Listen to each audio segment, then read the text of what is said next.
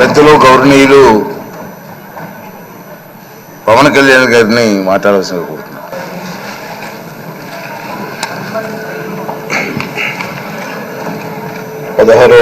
శాసనసభకి ఏకగ్రీవంగా ఎన్నికైన సభాపతి శ్రీ చింతకాయల అయ్యన్న పాత్రుడు గారికి హృదయపూర్వక నమస్కారాలు, మీ శుభాకాంక్షలు. ఇది నేను మొదటిసారి అసెంబ్లీలోకి అడుగు పెట్టడం. ఇలాంటి సుదీర్ఘ రాజకీయ అనుభవం ఉన్న దాదాపు 7 సార్లు ఎమ్మెల్యేగాను, ఒకసారి పార్లమెంట్లో అడుగుపెట్టిన మీకు, Panchayati Raj, technical education, forest, R&B అనేక మంత్రిత్వ శాఖల్ని సమర్థవంతంగా నిర్వహించిన మీకు ఈ సభాధ్యక్షుడు, ఈ స్పీకర్ స్థానంలో కూర్చోవడం నాకు చాలా ఆనందంగా ఉంది. ఇన్ని దశాబ్దాలు ప్రజలు రాజకీయ జీవనంలో ఎన్ని దశాబ్దాలు ప్రజలు మీ వాడి వేడి చూశారు. మీకు కోపం వస్తే ఋషికొండను చెక్కినట్టు ప్రత్యర్థులకి పదునైన ఉత్తరాంధ్ర యాసలో గుండు కొట్టేస్తారు. ఒకటే బాధ వేస్తాం సార్, ఇకపైన మీకు తిట్టే అవకాశం లేకపోవడం. కానీ ఇక మీద సభలో ఎవరు తిడుతున్నా దాన్ని ఆఫ్ చేసే బాధ్యత మీ చేతిలో ఉంది, మీరే మైక్ ఆఫ్ చేయాలి. అంటే మా చిన్నప్పుడు నేను చూసాను, ఒకసారి అమలు చేసే అబ్బాయిని క్లాస్ రేపే చేసాము చిన్నప్పుడు మా స్కూల్లో. కానీ ఇన్నాళ్ళు ప్రజలు మీ వాడి వేడి పలుకులు, మీ ఘాటైన వాగ్ఘాటి చూశారు. ఈ రోజు నుంచి రాష్ట్ర ప్రజలు మీ హుందాతనం చూస్తారు. డిబేట్స్ వెనకాల దాక్కుని సంస్కారహీనమైన భాషలని, భావాలని రకరకాల మాధ్యాల్లో విరజిమ్ముతూ ఉంటారు. దాని నియంత్రణ మీ ఆధ్వర్యంలో ఇక్కడి నుంచే మొదలవ్వాలి. ఇందాక సభా నాయకులు, గౌరవ ముఖ్యమంత్రి శ్రీ చంద్రబాబు నాయుడు గారు చెప్తారు, ఆడబిడ్డలు ఏ విధంగా నలిగిపోయారు ఈ రాష్ట్రంలో గత 5 సంవత్సరాల్లో.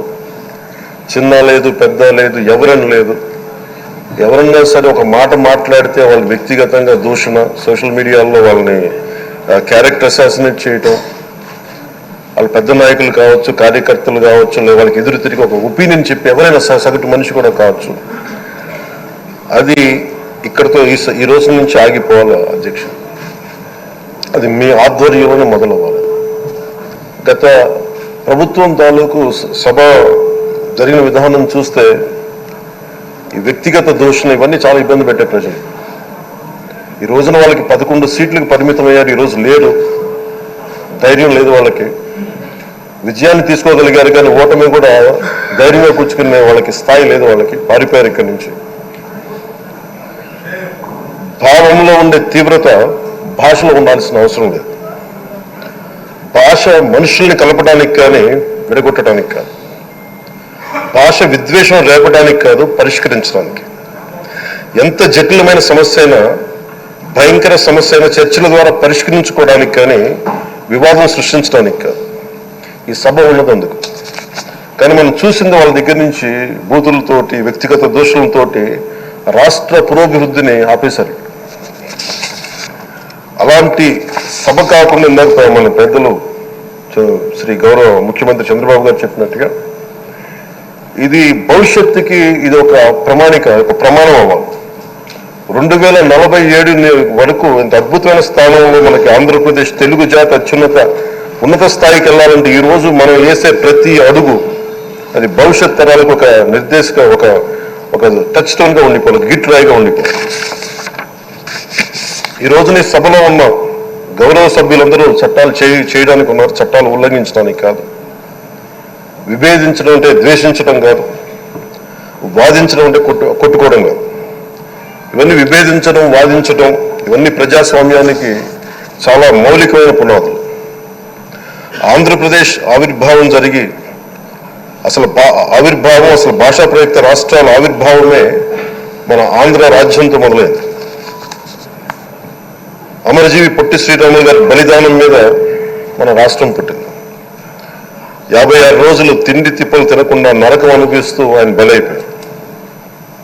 ఆయన మరణానికి చేరువవుతూ ఆమరణ నిరాహార దీక్ష చేసిన ప్రతిరోజు మనకి దాదాపు ఈ సుదీర్ఘమైన 6 దశాబ్దాల కాలం 1.5 సంవత్సర కాలం అంటే ఆయన ప్రతిరోజు చావుకు చేరువవుతూ భోజనం లేకుండా ఆయన గడిపిన ప్రతిరోజు